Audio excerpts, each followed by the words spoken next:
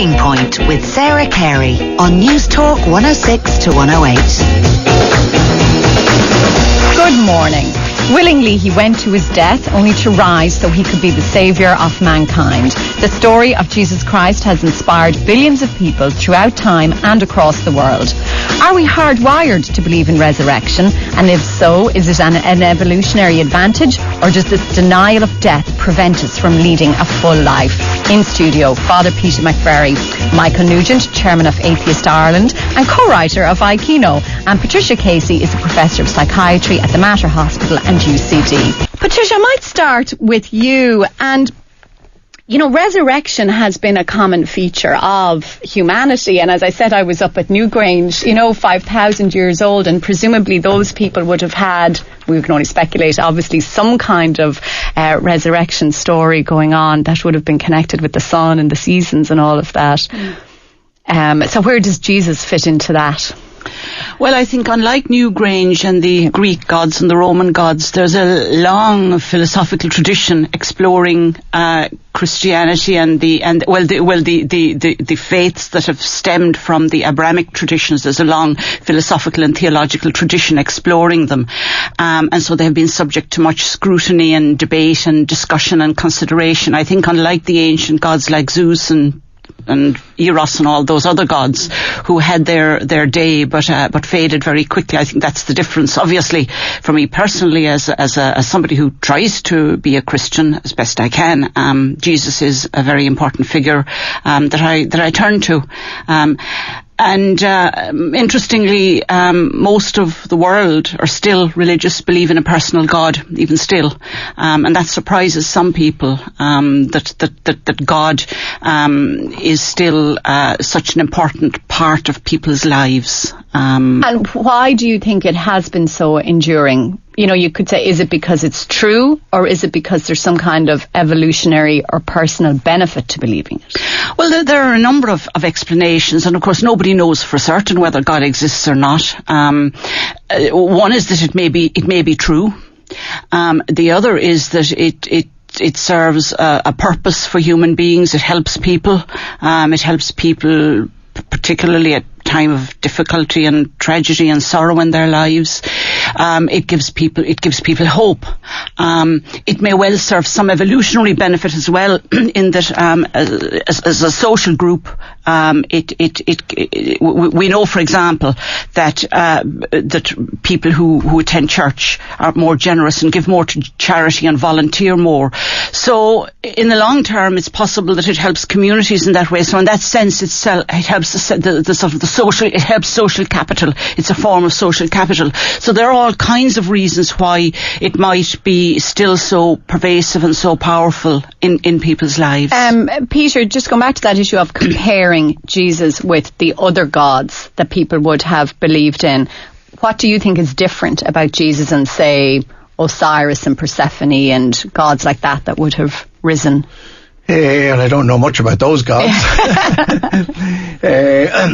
I think for us, Jesus was, we describe Jesus as the Son of God. We're trying to capture in human concepts something that is not possible to capture in human concepts, and therefore we use terms like the Son of God. I think for me, it's the difference is that God, it wasn't some remote figure up there looking down at our world and sort of controlling our world and sending down God's anger and that God actually became a human being. God identified with us. And therefore, for me, Christianity is different from the other religions in that if we want to encounter God, we encounter God in other human beings because God identified with us. And that changes your whole perception, and it changes your whole understanding of the meaning of life. The meaning of life for me is, I believe that I am loved by God with an infinite and an unconditional love, but so are you, and so is everybody else, and so are the people that I can't stand, and so are the people who have done harm to me. We are all loved by God. with that infinite, unconditional love, and therefore I have a responsibility to reach out to them in love, because they too are God's children. So it changes the whole perception for me of who God is and what our responsibility here and the meaning of our lives here on earth. I think, as you say, Peter, the fact that he became a human, somebody we could identify with, but also had the same weaknesses that many of us have. He was tempted. At times he felt despair, found it difficult to go on, and I think that's terribly reassuring. Michael Nugent, is that what makes Christianity a more successful meme, if we use the evolutionary term, than the more ancient gods? Well, if we go back to the Fianna Fáil rising from the dead analogy that we had, Christianity is a very successful political organisation, and it has evolved. Political is a rather provocative term to use there. It is. Well, I mean, the Catholic Church certainly operates both as a political state. It says that it's a state when it suits it to be a political institution. It operates at the United Nations with special observer status, and then it's a religion when it suits it. But it adapts its beliefs as it has, as all successful political organisations do over the generations. When beliefs like when people stop believing in limbo, suddenly limbo was never there. The idea of the resurrection it's a kind of strange thing, really, because even without the other gods that you're talking about, the other mythological characters who have risen from the dead, even within the Bible itself, there's any number of people rising from the dead. Jesus rose Lazarus and several other people from the dead. Elijah rose people from the dead. When Peter rose somebody from the dead. When Jesus was crucified, a whole load of dead people rose and went into Jerusalem and greeted people. So that idea of rising from the dead was just part of the discourse that they had in those days about the supernatural. The idea that Jesus rising from the dead somehow makes him the son of the creator of the universe, as opposed to any of these other people, is retrospectively applied. But the resurrection of Jesus from the dead was totally different from the resurrection of anybody else from the dead. When Lazarus was raised from the dead, Lazarus came back to life exactly the same as he was before he died. When Jesus rose from the dead, it was not the same as Lazarus rising from the dead. Yes, it was the same Jesus, but he suddenly appeared in a closed room. He rose, but he was the same, but he was different. In other words, he was now in a glorified state. So the experience the initial apostles had of Jesus rising from the dead was a totally different experience to their experience, say, of Jesus raising Lazarus from the dead. Somehow Jesus rose from the dead, but came back in a totally different state, as it were, to the state that he was in when he was here on earth. Yeah, you see, this is one of the difficulties of having these type of discussions between people who do believe in religion and people who don't, because I find myself restrained by the laws of nature when discussing these items. So I can't allow myself to just say, well, he came back and he appeared in a room that was closed. I mean, normally when we evaluate what is happening in a situation, we say every generation we understand more and more about how the universe operates.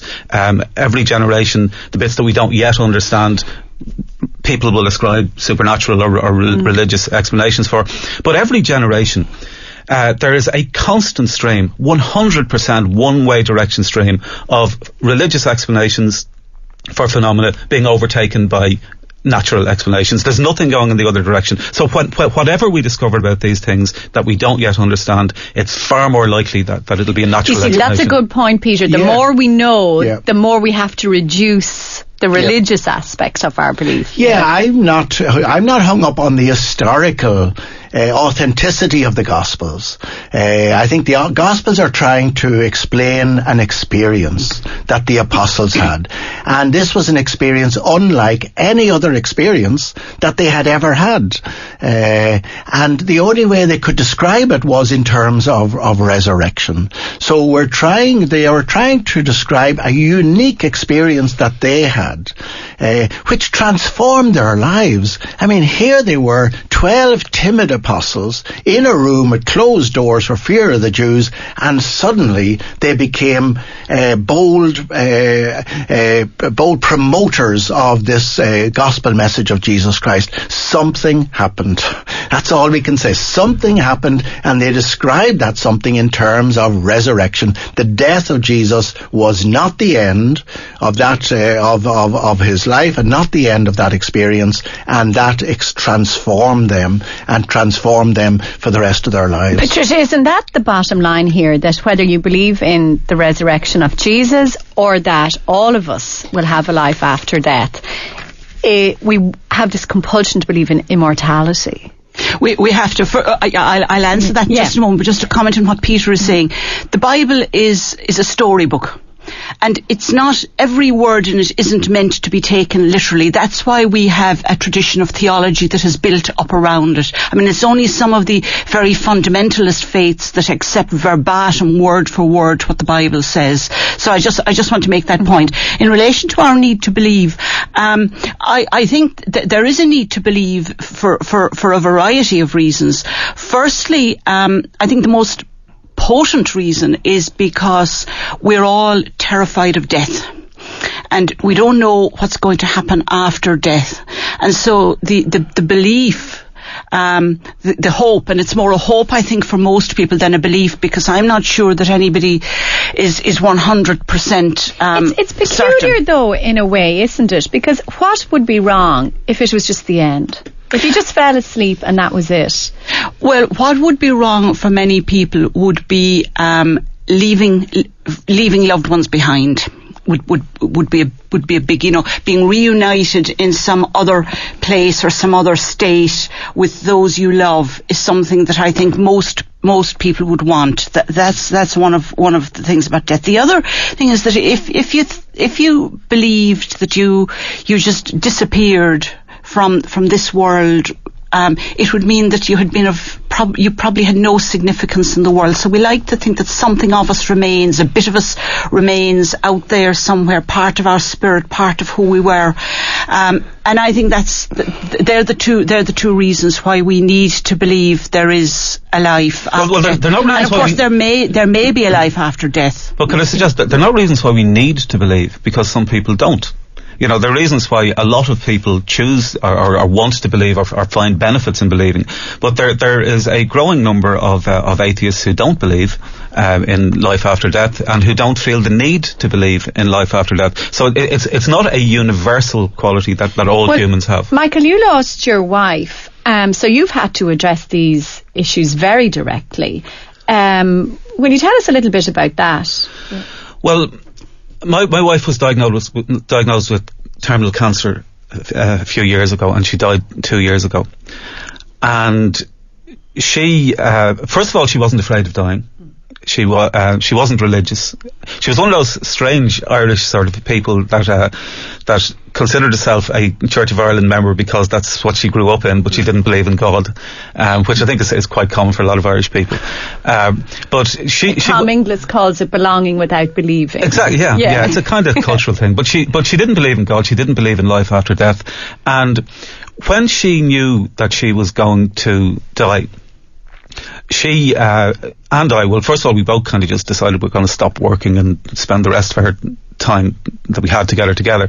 But she was absolutely inspirational during it, and she found a special meaning in knowing that, this amount of time that we had left had to be lived, because it wasn't just a shadow of something that's going to happen in the future, or a rehearsal. And it made it, in fact, more meaningful. The only thing that she was concerned about was that she didn't want to suffer unnecessarily at the end, so she had made preparations to take her own life if she needed to, if she was going to undergo unnecessary suffering. Now, as it happened as with most people who make preparations, most terminally ill people who make preparations to take their own life if they need to, end up dying naturally anyway, because it's not actually about the act of dying, it's about the peace of mind and the extra quality of life that you get from knowing that you're not going to have to undergo suffering. So I find actually the opposite to what some religious people believe. I find that if you know that this is all that you have, that it makes it more meaningful rather than less meaningful. Does it make the bereavement process though harder? That that there's no hope of seeing her again? Well, we had always believed that there was no hope of seeing each other again, and even if we had both lived to an old age, one of us would have died before the other by the laws of averages anyway. So I mean, that was something that we had discussed, that one of us was going to have to face anyway. But I think it's once you come to terms with it, it's quite peaceful, really. And in terms of the studies that you were talking about, Patricia, in terms of death anxiety. I mean, what these studies show is that strongly religious people are less anxious about death than moderately religious people, which is probably reasonable if you think about it. But non-religious people are the least anxious about death. Actually, Patricia, I think you had mentioned that to our producer yesterday. That's right. That precise point. That's right. When it comes to death, now not in relation to other matters which we can talk about in a moment. When it comes to death, and the people who find it most easy and whose families cope best with it are those who are either very religious or those who have no faith at all. It's the doubters in between that find it really difficult.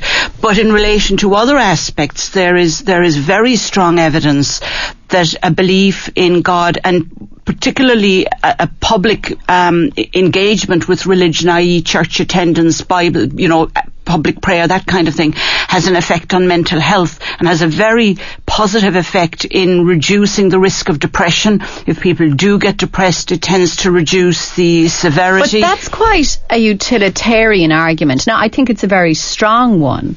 But is there a deeper psychoanalytical issue that if you believe that there's something after death, that it does stunt perhaps how you live this life? I've never seen any evidence of that. I mean, I can't think how it might stunt how you live. It in fact, according to some research, is more beneficial because it makes you more considerate of others, more willing to volunteer, engage in generative behaviour much more frequently than in those who don't engage in the practice of religion. There's a big study from Canada involving 70,000 people looking at some of those aspects. Well, Peter, I know that if you're going to become a Buddhist monk, one of the exercises you're required to do is to meditate upon a corpse. And the idea, I think, is, if there are Buddhists listening who want to correct me, actually John has texted in, he's a Buddhist, he believes in reincarnation, but I think the idea is to try and make you less fearful of death, to accept death. And does resurrection prevent us from accepting death? I hope not, and I resonate with Michael there too. I mean, for Christianity is not about pie in the sky, and we're all just... People would say that's exactly what it is. Well, it's not. Yeah. I mean, that is a distortion, and we're not just pilgrims here on earth waiting to get into heaven. For Christianity, you live in the present moment, and it's the present moment that counts, and you live to the fullest in the present moment, and that's where I would resonate with Michael when he's describing his time with his wife before he died. Yes, we want to live in the present moment. The fact that there is an afterlife does not distract us from living to the full in the present moment. Is that quite true, though? Because, we're often told if you can, that faith helps you perhaps endure suffering because it's not the end. Is that not thinking, well, this will be worth it in the future? Yeah, but you have to live in the present moment in that suffering. Loving your neighbour is one of the keys to Christianity, and that's living in the here and now and living with those surrounding us. But talking about religion isn't just a rational argument.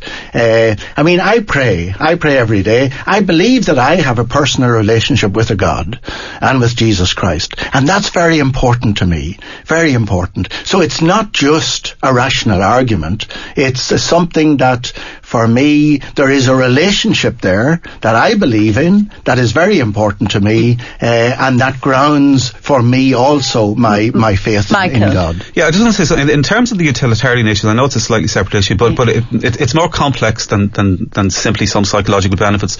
Non-religious people and secular people are less nationalistic, they're less prejudiced, they're less anti-Semitic, they're less racist, less dogmatic, less authoritarian. authoritarian, less likely to view prison as retribution, less likely to support the death penalty, less likely to support torture of terrorist prisoners and so on. There are a range of areas where there are benefits to society from secular, rational views, and then there are other areas where it is useful for religious people for themselves as individuals to believe things, but it doesn't translate into societies. Secular societies are generally better than religious societies in terms of quality of life. Hang on a minute now. How about Stalin? How about China? Secular democracies, there are two problems. One is faith and one is authoritarian dogma. And faith is believing things disproportionately to the evidence, and authoritarian dogma is another problem. Now, faith can be applied to secular projects in the same way as it can be applied to religious projects, as you say, in terms of Stalin, in terms of the unregulated free market. There are a whole range of areas where applying faith can cause problems. But the difference between religious faith and secular faith is that religious faith hides its testability in an imaginary afterlife, whereas other faiths bump into reality and can be challenged. Okay, I have to take a break. We're desperately late. We'll be back with more after these. Talking Point with Sarah Carey on Newstalk 106 to 108. Welcome back. We're talking about resurrection, but also in the break, angels and the devil. We're going to have to touch on those. So is life after death a consolation or a denial? In studio is Father Peter McVerry, Michael Nugent, who's chairman of Atheist Ireland, and Patricia Casey, who's a professor of psychiatry at the Mater Hospital and UCD. Patricia, we have a load of things we want to touch in our time left. Angels are huge right now. Yeah, people who never would call themselves Catholics or anything. Or of any religious persuasion. So what's that about? Well, I don't know what the history of it is about, but my own hypothesis about it is that angels are, when you think of them, they're furry. They've got wings and they've got feathers. You think of them in that kind of way. You think of them a bit like you think of a little doll or a little teddy bear. So they're small, they're non-threatening, they're generally benign. I mean, we hear very little talk about bad angels, so they're all good. They protect us, they look after us, and they make absolutely no demands on us whatsoever. We don't have to do anything. We don't have to be nice to others. All we have to do is just wear them on our lapels and touch them. And it's a bit like crystal worship almost. I mean, I think I think it's very strange, the phenomenon of angels. But there are angel shops, and people go to angel shops. Yeah. See, that makes my... Peter. I mean, I'm almost on Michael's side. I am when it comes to angels. Angels. I don't believe in angels, not for a moment. I think angels arose because people had this idea of God as somebody very remote, and God wouldn't possibly want anything to do with us, and so in order to communicate with us, he sent these things called angels. But I have no belief in angels, and I think once we start talking about that, we really are moving into the atheist camp. But I would suspect that Michael is thinking, hang on a second, God, angels, what's the difference? It's all hocus pocus to you, probably. Yeah, look, everybody just sets their own threshold as to what they're prepared to believe without evidence at a different level. And to me, there's no reason to believe that angels are a very silly idea, yet the idea that the creator of the universe, a universe of 100 billion galaxies, each of which has 100 billion stars like our sun, chose one tiny planet and one of the millions of species on that planet and said, I'm going to pick that man there and tell him that, it's important that he stops gathering sticks on the Sabbath. I mean, all of these stories seem equally unlikely unless you're starting from a position of believing in them. Now, the other one I want to touch on is... Patricia, people do convert. I mean, you're forgetting about converts. You've said people as though we believe because we're brought up to. Hundreds of thousands of people convert every year. I was speaking to a priest from the north of Ireland the other day, and there are 27 people being baptised in his church tonight, being received into the Catholic That was the exact issue I was going to raise, evangelisation. Someone was talking recently, I wish I could remember who, about if you're on your deathbed in hospital and you're happy in your belief that this is it, there's going to be no afterlife, and then someone slides up to the bed and goes, now it's going to be the next few minutes, you're going to go, you sure? Are you really sure? There might be something out there. The Oscar Wilde phenomenon. Yeah, and we see that as being legitimate. But if you did it the other way, if Michael came up to your bed and said, now listen, I know you think there's something going on here, what about that? Well, I hope nobody would do that either way. I would hope if somebody is dying, this is not the moment to try and raise doubts in their mind about what they believe. Absolutely not. I mean, for me, believing brings me great happiness. First of all, I believe that I am loved. I'm loved by this being called God, who created me in love and who loves me with an infinite and an unconditional love. And that grounds me. No matter what happens in my life, I have that foundation, and that gives me great happiness. Now, if there is no God, then what do I want in life? I want happiness.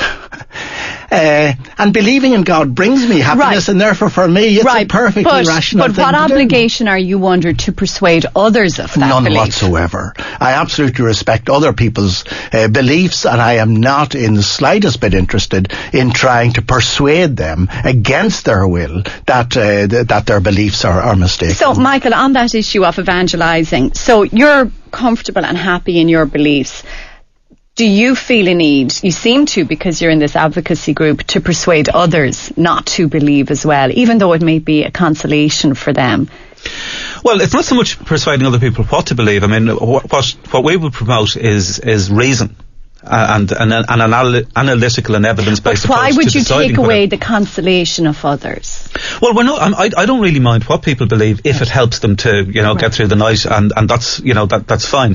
The difficulty and the reason that we have atheist and secular advocacy groups is that it's not only that people try to evangelise, but people also incorporate their religious beliefs into the laws of the civic state. And so, for example, in Ireland, so many laws, we don't need to go into them, are influenced by Roman Catholicism, and it's important. And I think society has moved on. I think Ireland as a society is now more pluralist and liberal and tolerant, but I think we need to change our laws and our constitutions to reflect that. So you're more for secularisation rather than for interfering with people's beliefs or advocacy for people's beliefs. But evangelisation... go on, Patricia. Michael's premise is based on the view that only atheists are capable of being rational. I find it deeply insulting when people believe that because I am a Christian or a practicing Catholic, I'm incapable of being rational about things. I find that very objectionable. My concern is that the new atheism is very militant. It's as evangelical as the evangelical Christians in the US are. Yeah, but they would rightly say, fine, but look at the history of religion. People were being... But I would say look at the history of secularism. I mean, if you were true pluralists, you wouldn't actually be trying to get rid of religious education, for example. Well, as somebody once said, militant Muslims have flown airplanes into buildings, militant Christians have bombed abortion clinics, and militant atheists write books. Well, if I can come back to evangelisation. Evangelisation is not about persuading people to believe in something. I mean, believing in God, as St. James says in the Bible, sure, even Satan believes in God for all the good it does him. So believing in God is not the issue. The issue is for the early church. Thousands of people flocked to join the early church. Why? Not because they were persuaded, but because they saw the way the early church lived together. They lived together with this extraordinary love, sharing everything they had, reaching out to those who are most marginalised in society. People looked at them and said, there's something wonderful about the way they're living together, and therefore I want to understand why they are committed to living together that way, and that's what brought them into the church and into their understanding of God. The Jesuit order that We've got away from all that. We've got away from this idea of going out and baptising black babies. Evangelisation now means going out and looking at the culture that, first of all, accepting the culture and the beliefs that people have, and trying to give them this belief in a Christianity that is committed to loving one another. Peter, I think you're right about the early Christian church in the terms of those values, but I think one of the problems with religion is I'll use an analogy of Islam, is that when Muhammad was in Mecca, and when he and his co-religious were being persecuted, his message was very similar to the message that you're talking about the early Christians of love and tolerance and kindness and compassion. But then when Muhammad went to Medina and he was in charge, it suddenly changed, and Slay the Infidel managed to find its way into the mix. And I think Christianity is similar. Is that once any institution like that once when they're in the minority and they're being persecuted, that's the message. And then when they are in charge or are able to influence secular government, suddenly the message changes. I agree with you, but all institutions have to continually reform themselves, and reforming themselves means getting back to the original vision of the founder, in this case Jesus Christ. And the church has to do that as well. Patricia, I'm reluctant always to go down the road of, what I'll call the body count, because I think humanity will always find reasons or justifications for being cruel. What's your Christianity? I think it's unfair to attack Christianity in that way. Christianity has been responsible for huge strides for humankind. Set up the hospital movement. Hospitals initially were started by Christians. Slavery was ended by Wilberforce, impelled by his Methodist faith. But was it not also responsible for blocking science? Obviously Galileo is the obvious example. Galileo is the obvious one, but and the Inquisitions. And the Crusades. And the Crusades. And we go back to wherever humans are involved, there is cruelty. There's no doubt about that, and of course you expect more of Christians and of religious people, but it doesn't undermine the faith of people and the need of people and their freedom to believe. You see, the difficulty is it's a lot easier to maintain that cruelty and that injustice if the people that are doing it are able to say to people, this is being done on the authority of the creator of the universe, and if people believe that, it's a very strong motivator to go along with it. But Michael, what about the corollary of that? Of the fact that a huge amount of good is achieved, and for example, I believe, and I think you agree with it, that religious people are more likely to give money to charity. Well, that's not actually the case. There are different statistics on that. If you combine giving money to churches, then it shows that religious people give more to what are called charities. But if you just talk about what we would normally call charitable activities, it comes down to about equal.